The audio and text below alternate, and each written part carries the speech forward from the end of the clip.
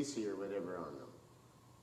One person in the room can remove up to 10% of the ozone just because the ozone is reacting with our surface and the stuff that we're wearing. Kitchen countertops are also very reactive. We put chemicals on them. We have to put cleaners and disinfectants and wipe off the food. They're often kind of wet, and there's stuff growing underneath where the sink is meeting the counter and so on. And so there's actually stuff going on there too. But the carpets have the highest surface area by definition. They take up a large area of the floor, and of course they're not perfectly smooth. They're fibrous. So the surface area of the carpet is very significant, and it's adding not just to a source of pollutants, okay, but to the ability of the pollutants to mix and make new ones. So what about scented products?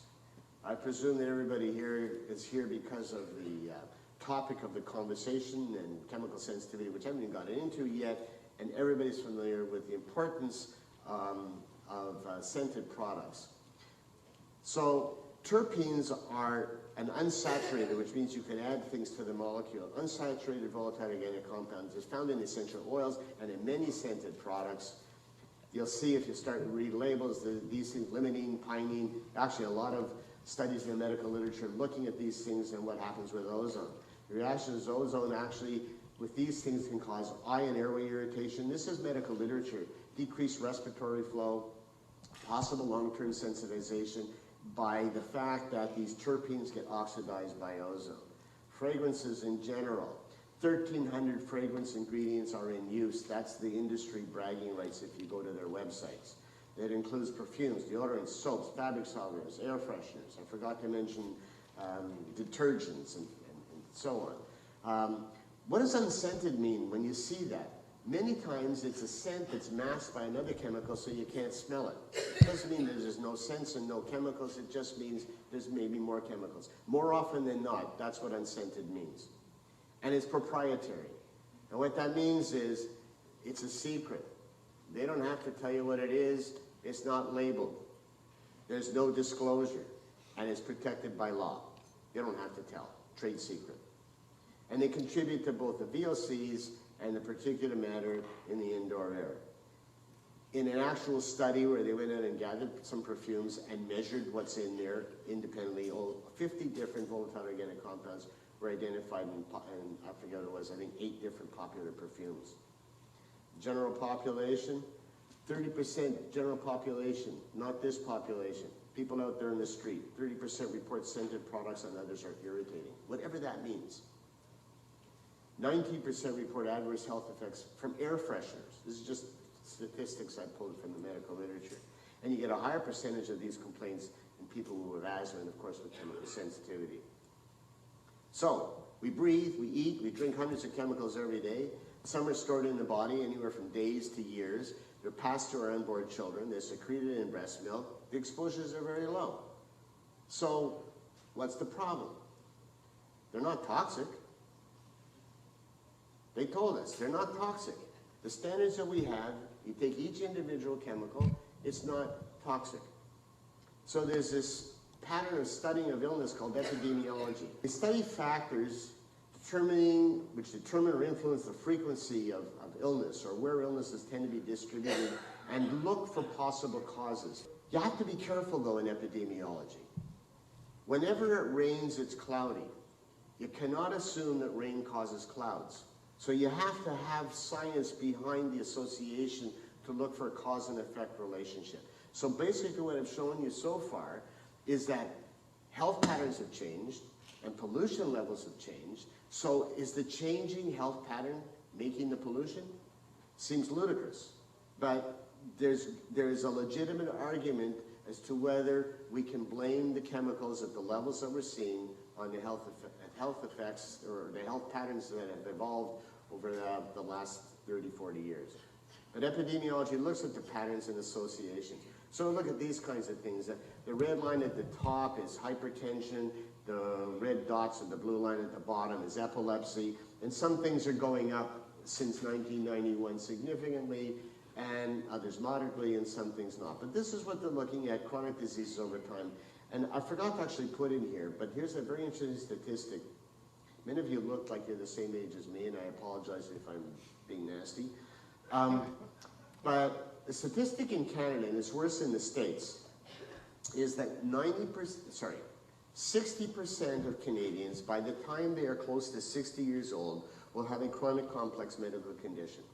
And of that group, 80% will have more than one, and 4 is not atypical. So what are we talking about? It could be high blood pressure, it could be obesity, it could be something as relatively benign as irritable bowel syndrome, chronic pain disorders, but 60% of us by the time we're 60 have one.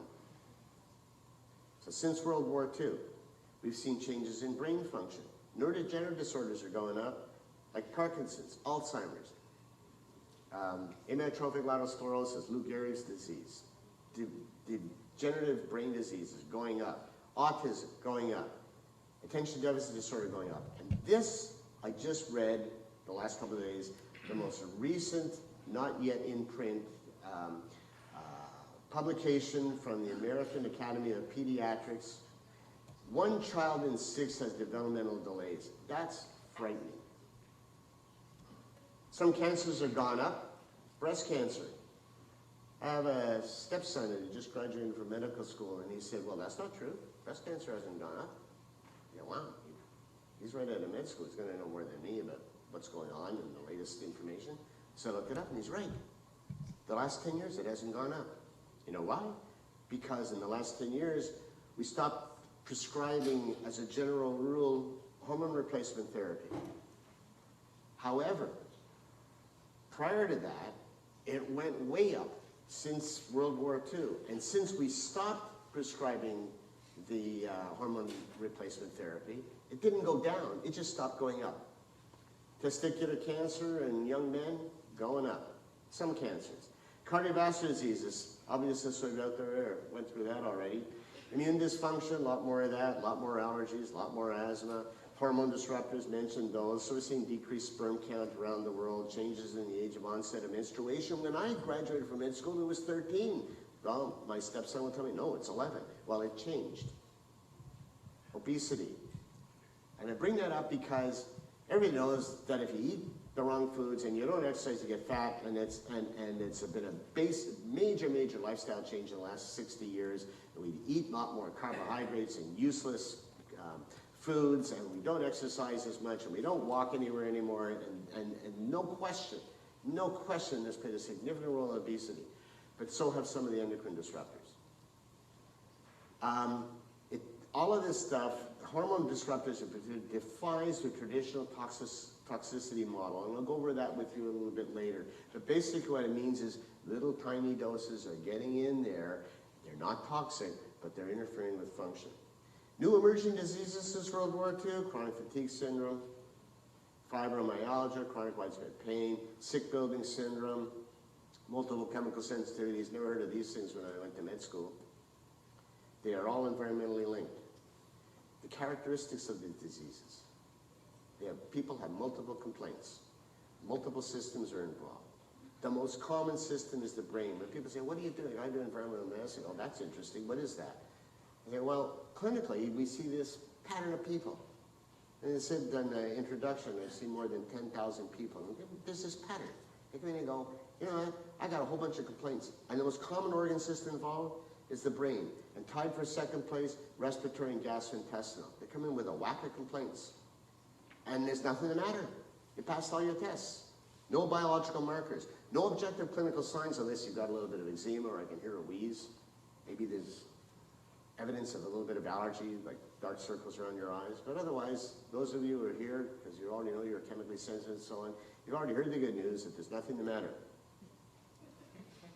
No abnormal clinical laboratory tests. We do scans, we do x-rays, we do all the blood tests. We have a whole screening of tests that we do that when patients refer to the environmental clinic control, that patients have to have done the same thing before we give them an appointment. We expect them all to be normal, but we do it to make sure that something has not been missed before we see them.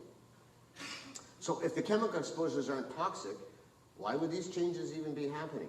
And why can't we detoxify and excrete the pollutants that are stuck in us? So let's look at detoxification. The human body contains 3 trillion cells. Me, I only have probably 2,999,000 because I'm a lot shorter than you guys, but generally 3 trillion cells. The cell is the smallest unit that can live independently. Anything smaller than a cell cannot live by itself. Our cells obviously don't live by themselves, and they're just like us. The human body is like civilization. We all have jobs to do, but there's somebody else that brings food to the grocery store, or drives the bus so we can get to work, or all the other things that we need. But we all can live independently, but none of us are very good at being hunter-gatherers anymore. And the same with the cells. All the cells in your body are specialists, whether they're a bone cell, or a red cell carrying oxygen, or a cell producing thyroid hormone, or whatever its job is. And every cell is just like us in that way. It requires oxygen, requires nutrients. It has to produce enough energy to get up every day and go to work, and we call that metabolism. It has to produce energy. The metabolic byproducts of making all that energy can be toxic. And they have to be broken down and excreted, just like the stuff that we take into our body, the stuff that's toxic. We got to poop the stuff out, we have to urinate the stuff out, some of it we breathe out, but we have to get rid of the stuff that we make. Every cell in the body has an enzyme system for detoxification, and they've been there billions of years. So here's a cell. They don't really look like this. They're actually like a ball, and they're three-dimensional. But this is a two-dimensional picture. It looks like a fried egg. And the green yolk in the middle is the nucleus. It's where your genes are, your chromosomes are, your DNA. That's the nucleus. And the outer bluish part is called the cytoplasm, the cytosol, and it's where all the other stuff is going on. But those little red guys in there, called mitochondria, they're really, really important. That's actually what they look like, sort of sliced in half. They produce the energy. They take the oxygen and the nutrients, and they make energy packages. And there's anywhere from 100 to 2,000 in every cell, depending on how much energy that cell requires to get up every day and do its job. It uses the oxygen and nutrients, and it produces byproducts which can be toxic. And these byproducts, because they have a little bit of oxygen in them, they're called oxidants, which I mentioned to you before, is we can create oxidants in the air from ozone and all the other things that are going on in the air as well. And the cell uses antioxidants from the diet to break down oxidants. So we go buy blueberries, got a lot of oxidants. This is what I was talking about. So we have this detoxification system. Every cell has one. The liver is a specialist. If we can't break things down in the cell, we dump them into the bloodstream, goes to the liver, and the liver tries to excrete stuff or make things more easily peed out by the kidneys and so on. But the detoxification is used to break down natural occurring oxidants. This is what's going on in every cell, the most primitive cell. It's used also to break down medications. So most of the science of understanding detoxification has actually been done by the drug companies because they need to understand what happens to the drug when it enters your body. But it also breaks down every other foreign chemical too. So there's this thing called oxidative stress. When you have too many oxidants, these oxidants are also known as reactive oxygen species, and I show you because I have to steal this from the internet too. So AOX is antioxidants, and ROS is reactive oxygen species. So at the top there, as you can see, it should be balanced. So this is not balanced because we have too many reactive oxygen species, or we don't have enough antioxidants that can create the same thing. But this imbalance, where there's too many reactive oxygen species, is called oxidative stress. And oxidative stress causes damage. And it's most likely going to happen to the mitochondria because that's where the action is. That's where they are. It can also harm cell membranes. It can damage genes. Neurons have the most mitochondria. Your brain never stops. Your brain, your heart, and your liver, those cells have the most mitochondria. They're very active, and they never stop. And they're the areas that can be damaged. When you get reduced mitochondria in the neurons, you get decreased brain function. You can actually get cell death. The cell wall linings in the lungs and the blood vessels can get damaged from oxidative stress.